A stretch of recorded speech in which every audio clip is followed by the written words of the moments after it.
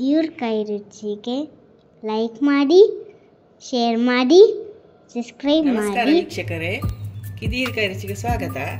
ನಾವು ಇವತ್ತಿನ ಕೈ ರುಚಿಯಲ್ಲಿ ಈ ಹೀರೆಕಾಯಿಯದ್ದು ಸಿಪ್ಪೆಯದ್ದು ತಂಬುಳಿ ಮಾಡುವ.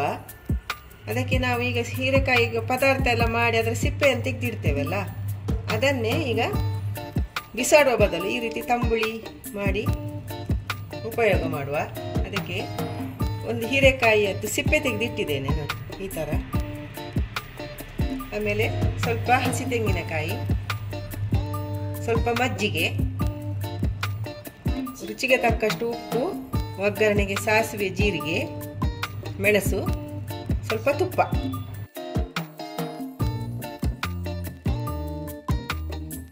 ಬಾಣಲೆ ಇಟ್ಟು ಇದನ್ನು ಸ್ವಲ್ಪ ಹುರ್ಕೊಳ್ಳುವ.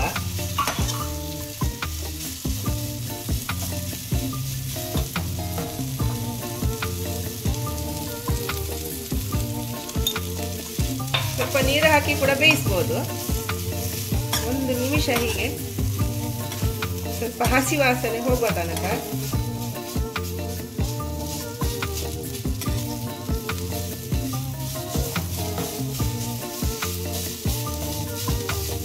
ನೀವು ಖಾರಕ್ಕೆ ಹಸಿ ಮೆಣಸು ಕೂಡ ಹಾಕೊಳ್ಬಹುದು. ಈ ಟೈಮಲ್ಲಿ ಹಾಕಿದ್ರೆ ಆಯ್ತು, ನಾನೇನು ಹಾಕುದಿಲ್ಲ.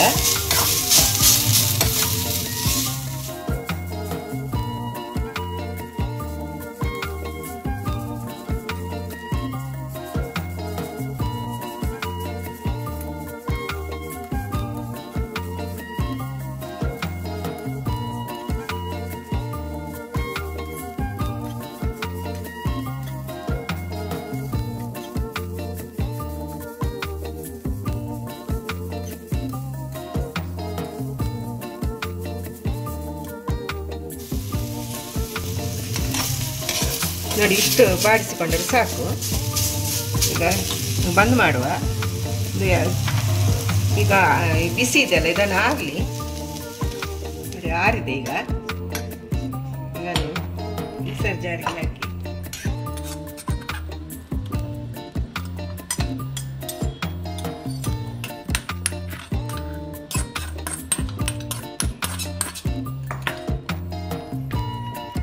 ಈ ತೆಂಗಿನಕಾಯಿ ಹಾಕುವ.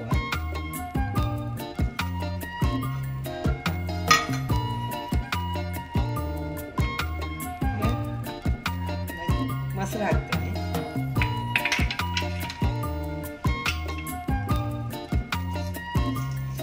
ಉಪ್ಪು,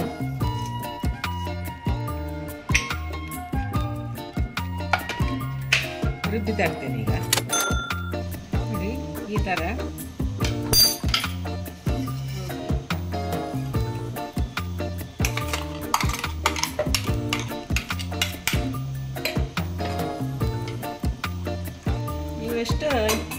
ನೀವೆಷ್ಟು ಬೇಕಷ್ಟು ನಂತರ ನೀರು ಹಾಕೊಳ್ಳಿ.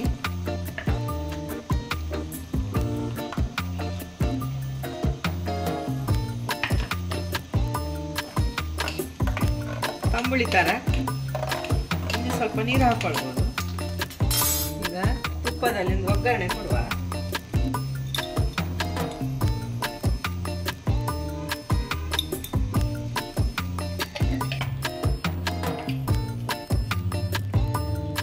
ತುಪ್ಪ ಬಿಸಿ ಆಯಿತು.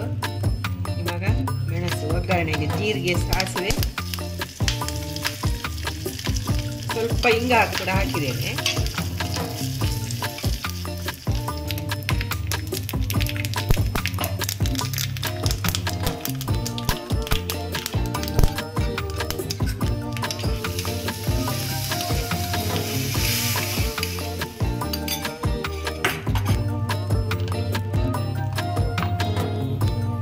ತುಂಬಾ ಆರೋಗ್ಯಕರವಾದ ಹೀರೆ ಸಿಪ್ಪೆ ತಂಬುಳಿ ರೆಡಿಯಾಗಿದೆ. ಇದನ್ನು ಸೂಪ್ ತರ ಕೂಡ ಕುಡಿಬಹುದು. ಬೇಸಿಗೆ ಕಾಲದಲ್ಲಿ ಮಧ್ಯಾಹ್ನದ ಊಟಕ್ಕೂ ಉಪಯೋಗಿಸಬಹುದು. ಹೀಗೆ ನೀವು ಮನೆಯಲ್ಲೇ ಮಾಡಿ ರುಚಿ ಹೇಗೆ ಆಗಿದೆ ಅಂತ ತಿಳಿಸಿ. Thank you.